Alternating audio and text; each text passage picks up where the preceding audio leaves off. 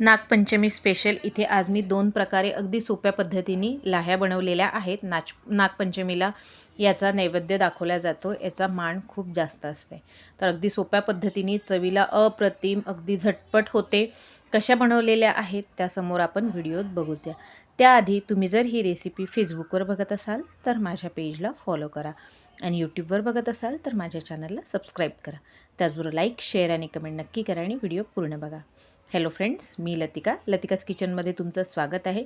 सगळ्यात पहिले तर आपण जेवढी आपल्याला लाह्या फोडायच्या आहे तेवढी ज्वारी घेऊन घ्यायची. ज्वारी घेताना एक लक्ष द्यायचं की ज्वारी ही टप्पोऱ्या दाण्याची असायला पाहिजे. त्यात कचरा नको, निवडून घ्यायची. त्यानंतर 2 पाण्याने स्वच्छ धुवून घ्यायची. स्वच्छ धुवून घेतलेली आहे. आता यात पाणी भरून 2 तास असंच भिजत ठेवून द्यायची आपल्याला. तर आता छान टप्पोरी अशी ज्वारी घेतली, स्वच्छ करून घेतली, 2 पाण्याने धुवून घेतली. आता यात पाणी घालून याला 2 तास भिजत ठेवायचं आणि आपले जे कामं करायचे असेल आपण ते कामंसुद्धा करू शकतो. तर आता याला याच्यात पाणी भरून मी 2 तास याला भिजत ठेवणार आहे.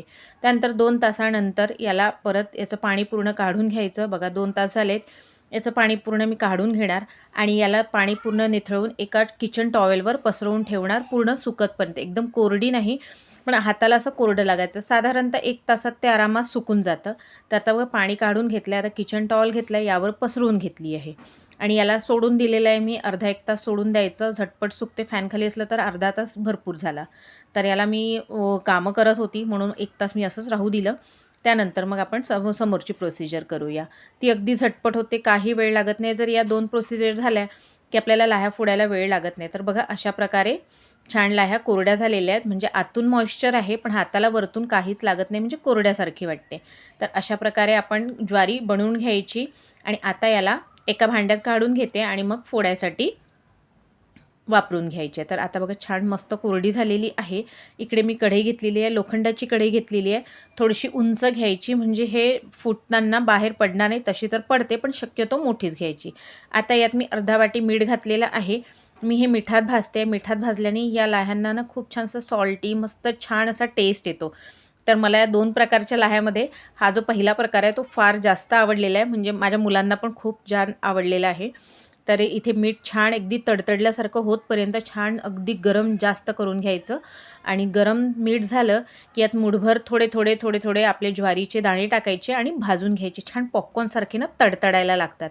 आवाज पण असाच येतो पॉपकॉर्नसारखा. फटफट तडतडायला लागले की पूर्ण गॅस फास्टच ठेवायची, स्लो करायची नाही, नाहीतर आपले काही ज्वारीचे दाणे राहून जातात. तर यात बघा आता मी ज्वारी टाकून घेते आहे. त्याचबरोबर माझ्या चॅनलवर वेगवेगळ्या आणि नवनवीन रेसिपीज आहे. एंड स्क्रीनला मी गरम पाण्यातून अगदी झटपट अशी डब्बाभर लाही कशी बनवते ते सुद्धा दिलेली आहे रेसिपी. तर नक्की बनवा. आणि नागपंचमी स्पेशल सातूच्या पिठाचे लाडू एंड स्क्रीनला आणि आय बटनला सुद्धा दिलेले आहेत. तर नक्की बघा आणि त्यातली तुम्हाला कुठली रेसिपी आवडली ते मला नक्की कळवा. तर लाही टाकल्यानंतर बघा तडतडायला लागलं. तर मी काय केलं, झाकून घेतलं आणि थोडंसं भाजून घेतलं. बघा किती छान मस्त अशा लाह्या या फुटलेल्या आहेत आणि या मिठाच्या लाह्या तर चवीला खूप छान लागते. तर तुम्ही सराट्याने पण याचं मीठ झारून घ्यायचं. माझ्याकडे असा झारा होता जाळीवाला, त्याच्यातून मी पूर्ण मीठ काढून घेतलं आहे आणि याला बाजूला ठेवलं आहे. आता दुसऱ्या प्रकारे नॉनस्टिक पॅन घ्यायचा किंवा कुठलीही दुसरी कढई घ्यायची. आता त्यात तवा जोही पॅन घ्याल किंवा कढई घ्याल ती अगदी छान कडक गरम करून घ्यायची. त्यानंतर अशी ज्वारी टाकून घ्यायची आणि याला फिरवत राहायचं. तुम्ही चमच्याने पण फिरवू शकता किंवा मग एखाद्या कापडाने सुद्धा असं गोल फिरवू शकता. हे तडतडायला लागली की यावर झाकून परत याला थोडं फिरवत राहायचं. तर असं झाकून घ्यायचं आणि अधामधात थोडंसं फिरवायचं.